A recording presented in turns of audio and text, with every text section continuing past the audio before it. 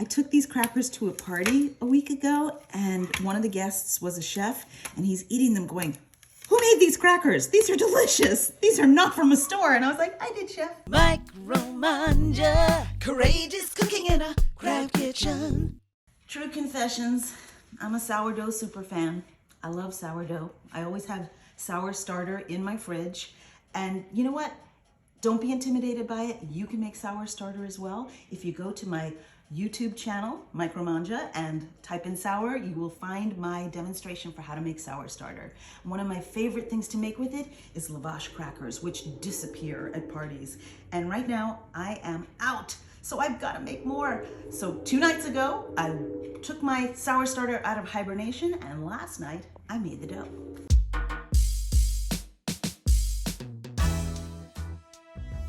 This dough is so simple to make. It is just water, honey, and oil, and I'm gonna give them a little love so they get to know each other.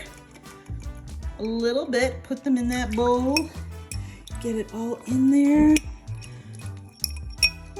And I use buckwheat honey because I love the way it tastes, but if you're a vegan, you could use maple syrup. If you have regular honey and not buckwheat honey, you can use that. You could use malt syrup, anything that's sweet and something that floats your boat. Then we're gonna add our sour starter. And we just need about 3/4 of a cup, and look how active and alive that sour starter is. So it's 170 grams, which is about 3/4 of a cup. I'm gonna weigh it because that's the kind of chefy baker I am. That's about 168. You know, you don't have to be perfect. No one's perfect. We're gonna let that get to know each other just a little bit. And then I have flour and salt. And we're just gonna dump it all in. Wait a minute, I'm playing the drums here. Now you can do this on a KitchenAid with a dough hook. It'll go faster, but you know what? I did it without it once before, and I realized I don't need to mess up my whole KitchenAid. And you don't need a machine to make this dough. If it feels a little dry, I'm gonna add more water, which is what I'm gonna do right now. And this is the thing about dough. Once you start working with it more often, you get a feel for how it's supposed to feel. And sometimes, because it's humid out, the dough is too moist and you need to add more flour. And sometimes it's dry in your kitchen and you need more water. You can knead it right in the bowl. It doesn't really need kneading, but it helps to get it all together. The dough is happy. We're gonna cover her and let her take a nap overnight at room temp. Good morning, Lavash dough. Look how puffy and happy she is. I am so excited to bake. I've got my oven set to 350 degrees Fahrenheit. I've got sheet pans with parchment paper on them. If you don't have parchment, you could oil the pans, but honestly, parchment really works great, and then you're not adding any extra fat. I'm using my KitchenAid pasta maker to roll out the dough, but you could roll it out on your counter. You're gonna wanna make it thin, like the way you'd roll out pasta. My handy dandy pizza cutter and my knife, and let's start making crackers. This is gonna make a lot of crackers, many dozens. I'm going to cut it up into manageable bits and start rolling. So just put a little flour on your hands, get your dough to a kind of a manageable thickness. Doesn't have to be perfect. And with the pasta setting on the widest setting, we start rolling dough. And now I do folds, and what happens when you're doing the folds is that when it bakes, air gets in those little folds and they puff. It is so magical. So I roll it a few times on the widest setting, and it's starting to look good, and sometimes I just flour my hands a little bit, and I start going thinner. Get in there! And thinner.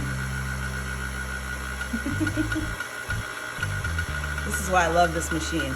You can do this on a board with a rolling pin, but this is fun. So I roll my dough to the number 5 setting on my pasta machine, which is where it's at right now, which is about, it's about like a thick piece of pasta. And then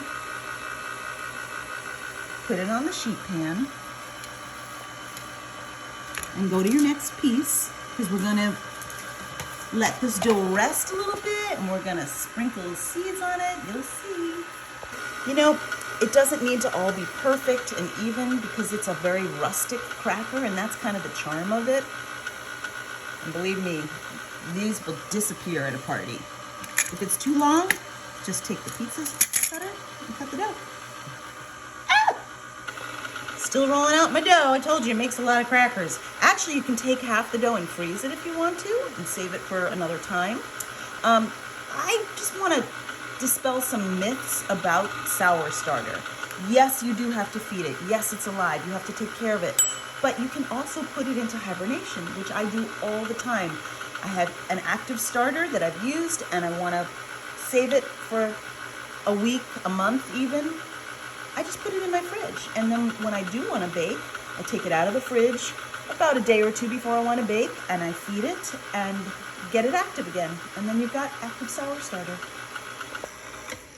This is my last piece of dough that I'm going to roll. I'm going to save the rest of the dough to make little tartlets, because it tastes so good. I make an onion tartlet. Next video. Dough is all rolled out and ready for topping time. I love using everything seasoning. I buy it already prepared, but then I add more sesame seeds and poppy seeds because I just love seeds, and it also lowers the salt content a little bit, and I use za'atar. So, spray bottle. Spray it a little wet because that helps the seeds stick.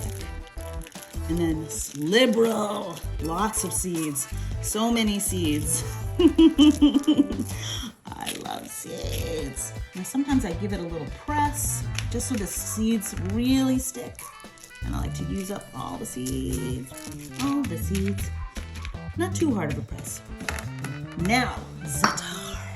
I love za'atar. It's a spice blend that has sesame seeds and thyme and sumac in it, which is a very lemony kind of, it's actually the flower of a sumac tree. Who knew? So before you bake them, you're just gonna cut them into crackers. And you don't need to separate them or anything. I do it on the bias, so it makes nice long crackers. So, they look really rustic and they're all a little different, and I guess that's why they can charge so much for these in gourmet stores, like $10 for a little package. Into the oven they go at 350 degrees, and they take about 15 minutes. I'm gonna check them around 10 minutes, and I might turn them around because each part of the oven has a different heat. Anyway, wait till you see them. The crackers have been in the oven for about 10 minutes. Let's give them a check. Okay. All right, still need to cook more, but I'm gonna just give them a turn. Look at how puffy they've gotten. Give them a little turn. Look really. I might switch racks. We're gonna let them go another 5 minutes and check again. I'm starting to smell those crackers. Let's see if they're done. Okay, this tray looks done, so I'm taking that one out. Let's look at the others. I'm gonna move this one up here. That one still needs another minute or two. Dog saying, "Give me a cracker, mama." Last tray out. That's the za'atar one. They smell so good. Now I'm gonna let these cool on the tray so they dry out. But look, see how they come apart all on their own? Look at my gorgeous lavash. Look at how puffy they got and crisp. Oh my gosh. With white bean dip or hummus or whatever you want. You could even go sweet with these and put cinnamon sugar on them, or make them your own with your favorite flavors. Don't be afraid of the sourdough. Try these lavash crackers. Mangia, courageous cooking in a crab kitchen.